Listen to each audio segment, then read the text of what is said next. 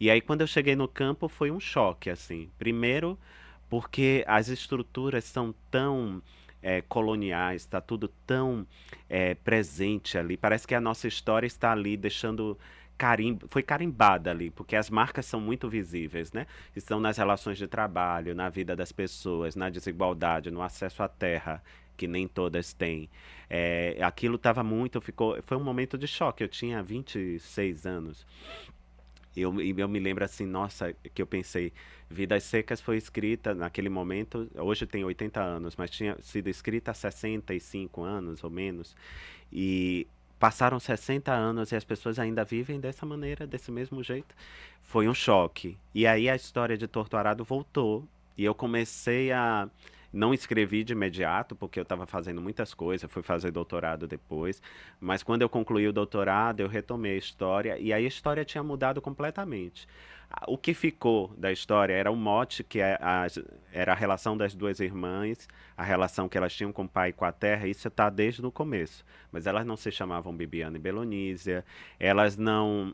Essa história não tinha a vivência, a experiência, a profundidade que ela precisava ter. E o título, porque o título foi retirado do poema Marília de Dirceu, do Tomás Antônio Gonzaga, que eu li na adolescência. Então o título estava lá desde o começo, né? O título tem mais de 25 anos, se a gente for pensar.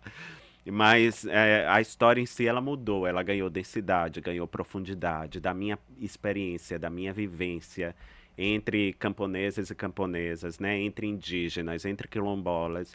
Eu aprendi muita, muita coisa. Eu sempre falo, até falei ontem no lançamento em Fortaleza, eu dizendo assim, eu tive um percurso acadêmico, como eu contei aqui no início, né, que minha família não teve, meus familiares não tiveram, muito pela, meus pais eram muito cuidadosos com a educação dos filhos, né, queriam que os filhos de fato mudassem sua história, sua trajetória a partir da educação, mas eu sempre digo assim, aprendi muita coisa nas universidades, na academia, a gente deve valorizar, sempre defender, mas eu aprendi muita coisa entre as pessoas.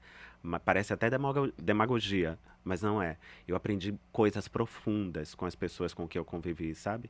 Muita coisa de suas vidas, de sua história, que falando de si, eles estavam falando do meu país, estavam falando da formação do meu país, estavam falando da história da minha família. Então, isso foi um aprendizado único, maravilhoso, né? Que transformou minha visão de mundo, minha visão das coisas.